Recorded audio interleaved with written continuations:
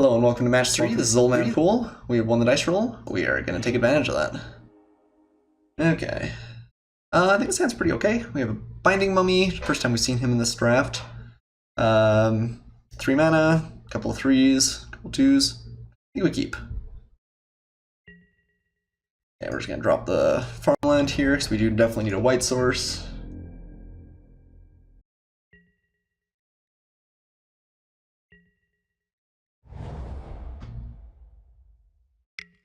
Sacred Cat. Alright. That strikes me as a very, very aggressive deck, but we'll see. We're going to play the Binding Mummy first, and the Miasmic Mummy will be a little bit later. And try and get a good swing in. And if he swings with the cat, we'll trade. I think we're okay trading a combat trick. Well, I guess he gains a fair amount of life if we do that. White-green. Okay. Nope, no getting in. No follow-up. It's not bad for us. Okay. Guess we just play the Red Crop Spearmaster after we attack. Let's beat in here. No response from my opponent. I guess actually maybe the Wavering Initiate's better, because then he can't afford to swing with the Sacred Cat. Or at least it's a little bit more disadvantageous. Trading away a Spearmaster for the cat would be pretty miserably bad for us. I kind of like having the cat do nothing as long as possible. Spring. Interesting. Huh. Spring to Mind and Sacred Cat in the same deck.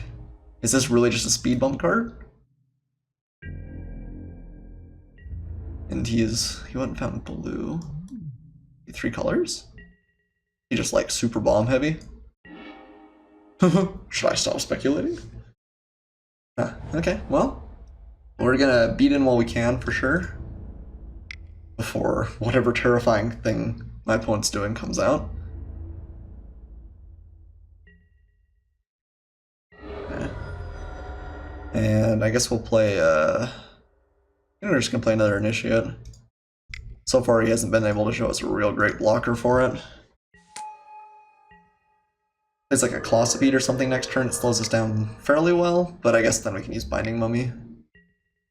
Bounty of the Luxa. Alright. Opponent is living the dream here. Playing a sweet game. And that's your cat, like I said, is being a pretty good road bump. I wonder if there's a world where we should play the Cartouche this turn. I think, well, I guess we can only play one white thing, so we should play the Spearmaster. Yeah, okay.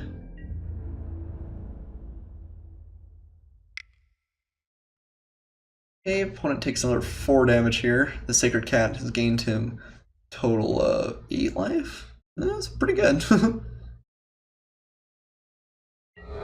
What do I do with my opponent? I guess he's gonna draw first. We still have a little bit of an advantage there. Next turn we can play a Miasmic Mummy and a Cartouche Solidarity. That's a pretty big swing.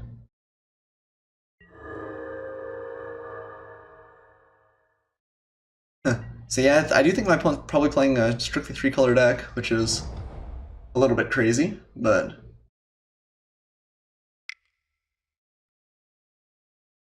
maybe he's like primarily white-blue with upside? I don't know. Okay, Blade Warrior. Wow. Kind of surprising. Let's build our own army over here.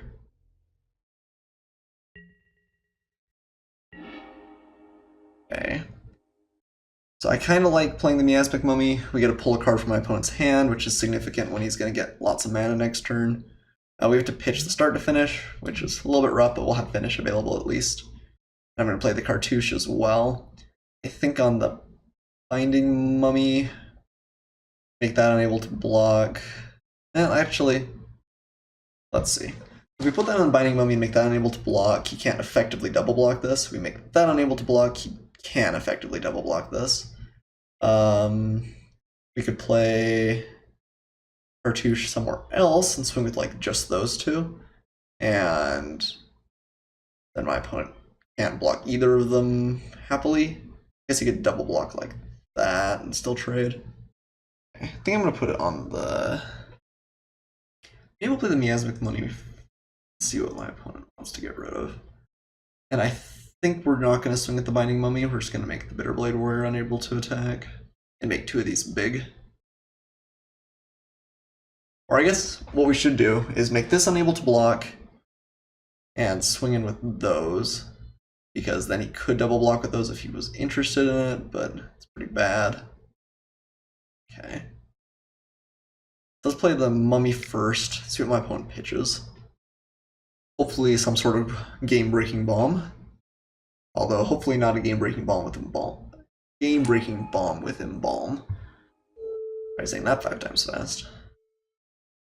So maybe we should have taken out the Skirmisher because then you can't Embalm it. Yeah, maybe that'd been better. We do need to get in damage fairly quickly or the bounty just will outvalue us. And I think this card would probably be a lot better if it added this in your first hand and then drew cards in the next. Because then you play this on turn 4, you get a huge ramp on turn 5,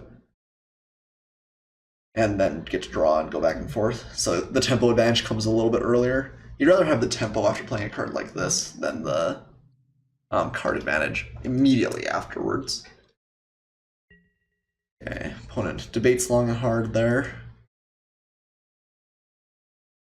We're gonna discard our start to finish. If my opponent's taking this long to think about it, I get the impression that playing the Miasmic Mummy was probably good. That means he has 2 very powerful cards in his hand. He's agonizing over which one to lose. So I'm hopeful that we can pick up this game, and then over the next couple of games, even my opponent's deck is high power with Bounty Deluxa and some big late game cards. Maybe he stumbles a little bit early. Playing things like Bounty Deluxa, Spring to Mind, and 3 colors, there are definitely going to be draws where my opponent just does not have much going on. My opponent says, my internet, so maybe he's having disconnection issues. And just got a pop-up that said he disconnected as well. So I'll be back when my opponent returns. Opponent literally just discarded planes. Okay. After all that so-called agonizing, yeah. Didn't have anything after all, but that's alright. Let's play our Cartouche on an Initiate, and then we're going to start getting in.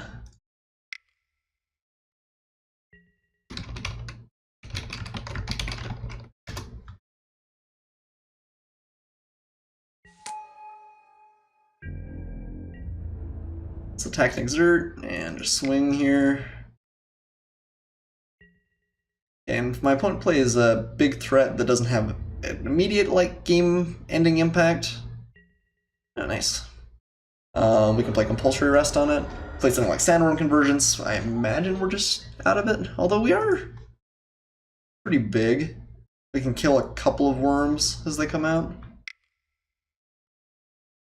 Let's see what he's got here. Mind. Okay, if he's casting Mind, I am happy for that. Might just be able to run him over here.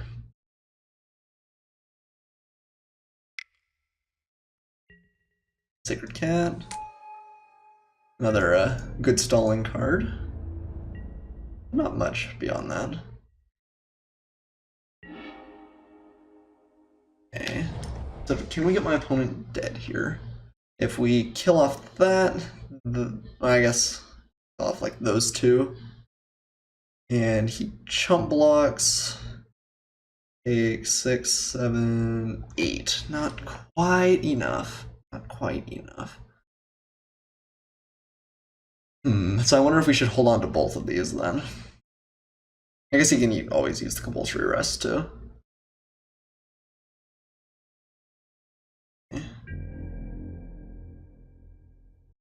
So he might just triple block our Unwavering Initiate. Actually is not that bad for me. He does that.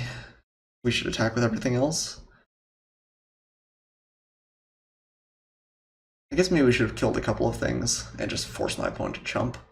Yeah, that might have been better, even though these are going to come back. But I mean, maybe we just play the slow and steady race, and if we've got 2 removal spells in hand, we kill whatever big thing he plays, and that's just okay. And I guess if he does triple block this, then we can always just bring back the Unwavering Initiate, and that's not all that bad. So if he doesn't block this, like if he double blocks our Binding Mummy, I think we want to get in with that. Maybe not the Warrior quite yet, just on his own. We kind of want to be able to use him for the start to finish it as well. Okay, let's see. If by my opponent, I block like that, maybe, or I guess if I'm my opponent, I block like that, like that, like that. If I swing with the Warrior, it means the Binding Mummy's pretty likely to survive. Alright. Either that or the Warrior gets in for free. Okay, let's do something like this. Next turn, we'll be able to swing with the Red Crop Spearmaster as well. Have 2 removal spells in hand, although one of them gains my opponent 2 life. He's going to be less high on mana to play things this next turn. I agree with that block. And there's a little bit of decision on whether my opponent wants to kill off the Binding Mummy. Looks like he does. So I'm glad we got in with the Warrior. I want to take 7 if he does that. Or he could just trade for the Warrior. It's a little bit safer. I mean, if we have... I guess he can gain a life off the Sacred Cat. So it's not like if he double blocks there, he's dead to 1 combat trick. It's not like a Giant Leap would get him or anything. You know, Catcher's Name's bad for my opponent, more or less, period. Yeah, okay. Yeah, we don't have anything. Gonna kill off your cat, though, for sure.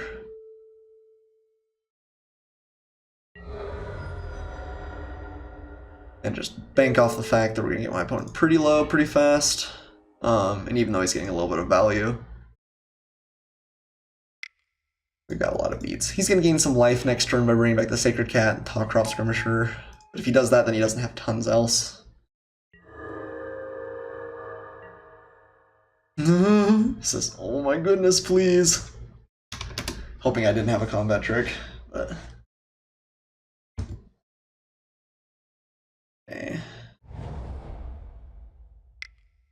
What can he have here that's really bad for us? Not tons. Down. So he's just gonna gain a bunch of life. Which is pretty serious.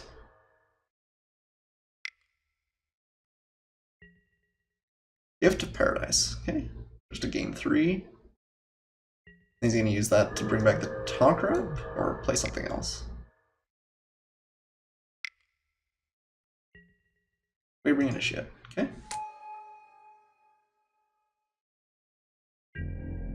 Alright. Is my opponent just dead here? Suppose we compulsory rest there. He can't sacrifice it this turn. Kill off the Sacred Cat. He can block our biggest thing. He's dead. Unless, I don't think there's anything he can have for 1, so we're just gonna go for that. So, because this swings for 9, should be enough, even through the compulsory rest, actually. He doesn't have the mana for it. You need to get rid of the Sacred Cat because he gains some life. Oh, yeah, because he has to block there, get rid of Sacred Cat, kill off those 2, block. That dies. So we get in for 9. Yep, I think we got him.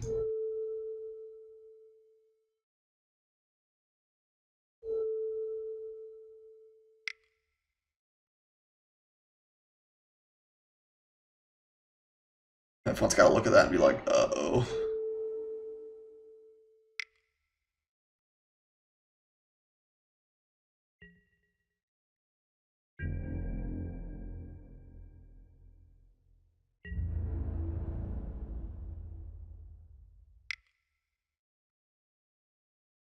Alright, and we got him. Whew.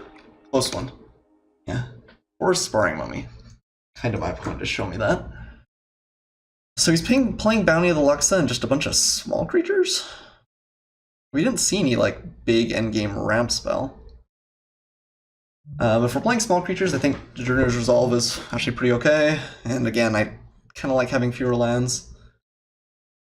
Let's do that.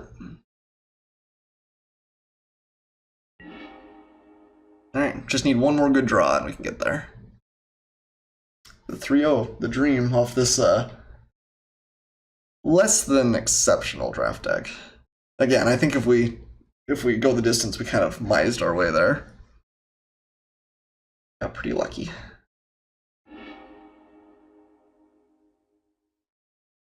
Okay, this hand is pretty good. We have a Miasmic Mummy into a Those Who Serve. We have Innocatcher's Name, which is one of our good win conditions, which we actually haven't been able to play yet. And then Stir the Sands. We're going to keep it. Bonus that my opponent had to mulligan here.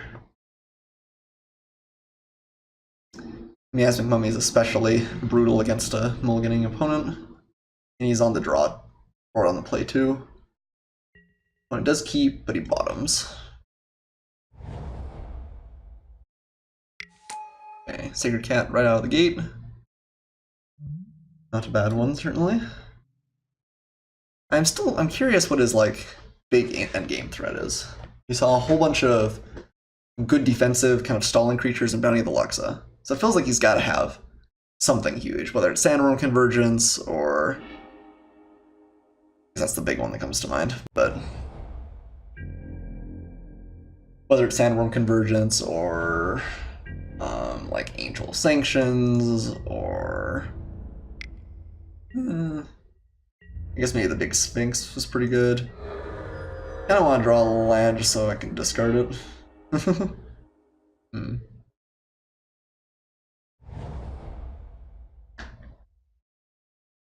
of like playing the Mummy just because it's rough, although maybe we want to wait another turn until he's got like Bounty and one turn away from bountying. Although then we hope to play just like Unwavering Initiator, Those Who Serve. Yeah, maybe we use a Mummy later though and get one of his last cards out of his hand. Play Doomed Dissenter now and offer to trade for the cat. Miasmic Mummy also has some incidental advantage with not Fanbearer, Binding Mummy if we get it. Gift of Paradise, okay. And I like the idea of my opponent ramping to nowhere.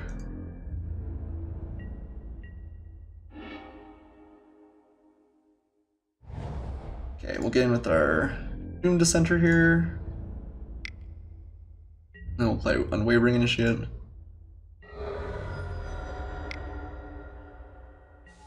And we do not have one of our removal spells right now, so if my opponent plops down a massive threat, it's pretty bad for us. He could just be stuck though. He doesn't have blue. Well, I lied. He has Gift of Paradise. He always has blue if he wants it. Unrikudu. Gonna kill off the Sacred Cat. Okay. Seems perfectly reasonable. And Kudu's pretty big. I guess Those Who Serve, play him out, and wait a little bit and build up towards Innocatcher's Name.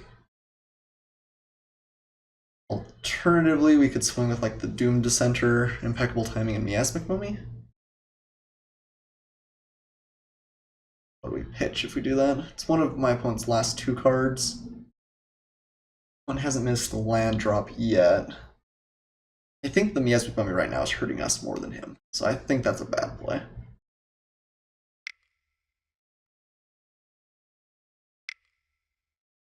Just play Those Who Serve and we'll just pass.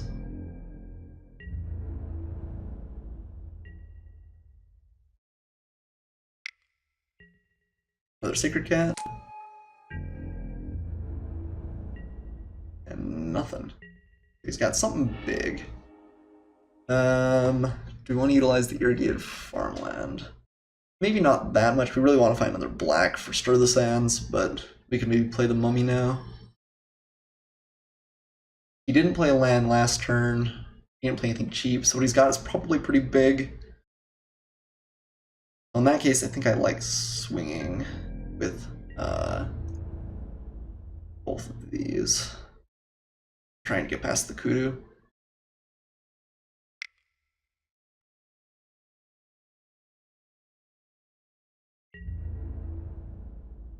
He is really good. Oh, nothing. It's good for us. Play a Miasmic Mummy and pitch our farmland.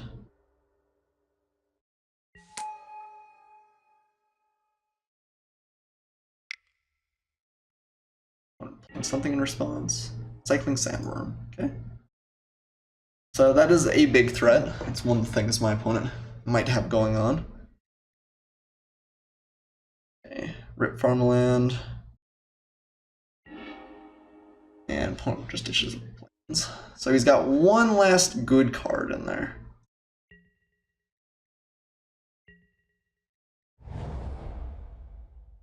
And a lot of lands.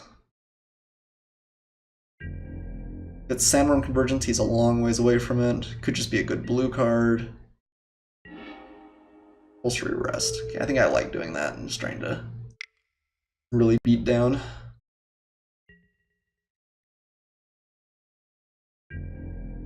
We'll use the Impeccable Timing if he gives us a good opportunity. I wouldn't be surprised if like double blocks the Unwavering Initiate here.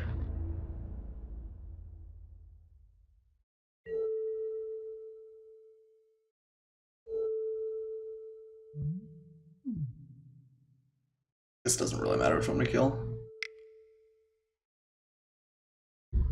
Okay. Get through. One Sacred Cat, so that was a 1-for-1. You gained a little bit of life. Because you got rid of 2 half Sacred Cats. But okay, I'll just gain some life. Nitro Priest, it's not a bad one. Helps. Stem is bleeding a little bit. And brings back Sacred Cat. Some life too.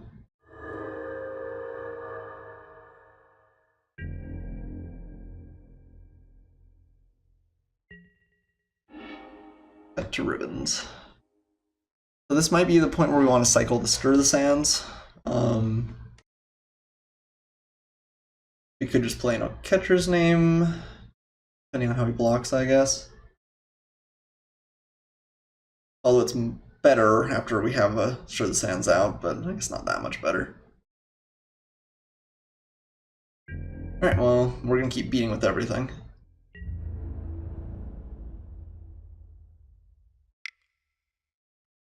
He wants to double block the Unwavering Initiate. We'll go for it with no catcher's name. I want to go for it anyway. Let's see.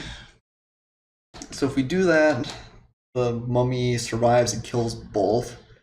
We get in for 4, 8, 10. Take my opponent to 9.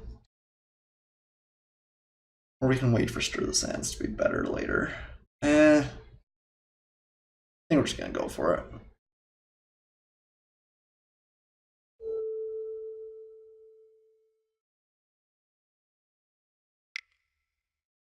It's a pretty big pump here. It's a pump spell with some pretty serious upside.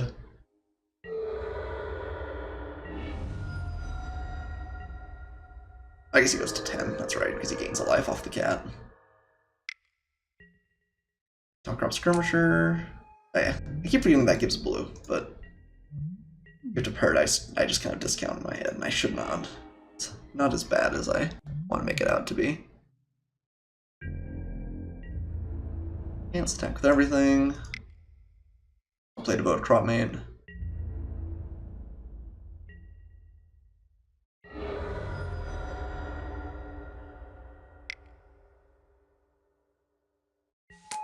And can't actually get anything back with it right now, but it's alright. One might be dead to this. I think it's Mulligan. And yeah, alright. One calls out the GG, we'll play. Hey, we went the distance. I am the first one to say that I cannot believe it.